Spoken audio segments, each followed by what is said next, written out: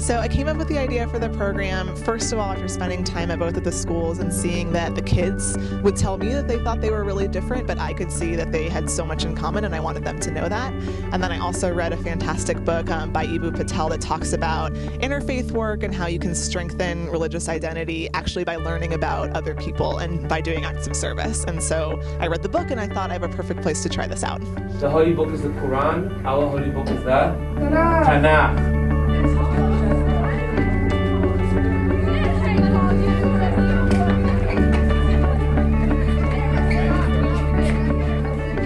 It'll be fun to just look out, see the differences and the similarities. And there are a lot of similarities within these two religions. So what we're going to do in the next 5 minutes is to see what both religions have in common, and we're going to put that in the middle of the Venn diagram, and then we're going to write things that are slightly different. For example, let's do one example. Prayer. Do you guys pray? Yeah. How many times does a Muslim pray a day? 5 times. How many times does a Jew pray a day? 3. So I'm learning some of the practice of Judaism. Like, I never learned about that they use the lunar calendar. That's something that's surprising me. And they also like compare it to the normal calendar by using the harvests and those things. We're doing calligraphy, which means beautiful writing, and we're taking their Arabic name and they're giving it to our students, and the Hebrew students here are giving their name to the Arabic students in Hebrew, and we're using a double point method, so our letters are very wide and smooth and curvy, and then we're filling these in with color. So it's a great exchange. Here's my name, Maddie, in Arabic, and then right here is Hira, and Yasmin and Lena's names in Hebrew. A lot of my family generations back have been, well, graffiti artists or artists like painting for a living, and yeah. Well, in my family, not art like drawing is really big, but music is big.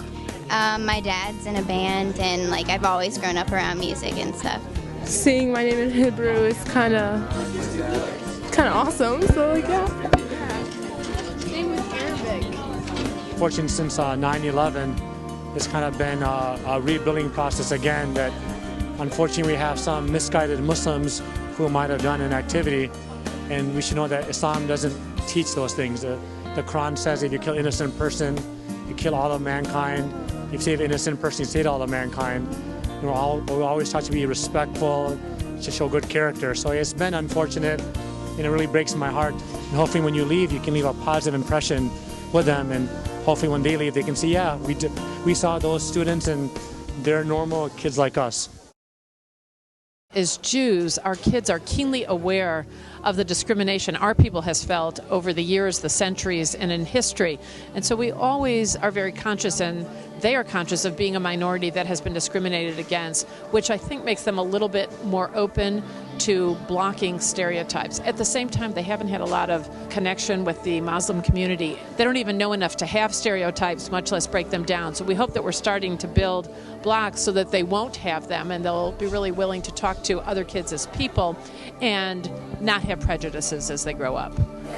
Is it always the same?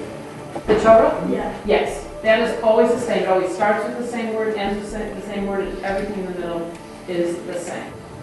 And because it is such a holy Torah to us, we have to make very sure that nothing touches it. We don't touch it with our fingers. We only touch it with a special yad, a hand to read. And it can never hit the floor. So we are very, very careful when we lift it. It surprised me that like we have more things in common than we thought in the first place, and we're learning more about it as we stay here longer. Yeah. Middle school kids do not see Jewish or Muslim. They just see other teenagers. So it was very easy for them to start talking to one another and to let down those barriers and get to know each other. Yeah. Do you have a Twitter? I do not. Do you have a Facebook? Tumblr's not really fun. Oh my god. No offense. I only have like a Facebook We're gonna add that too.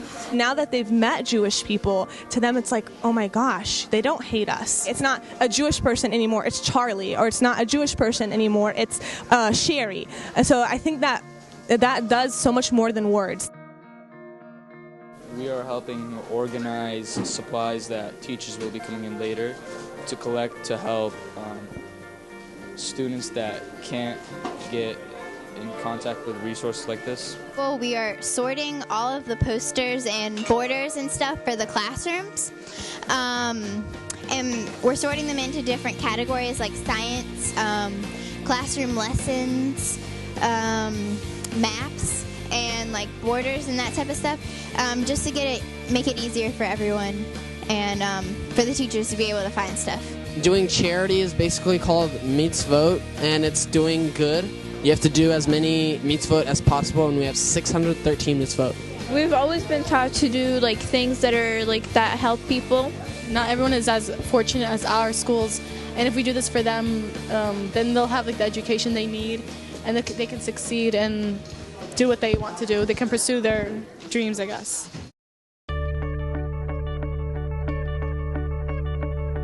There's nothing different from you guys. You guys are just average, normal teenagers just like us. And just like settled by nervousness.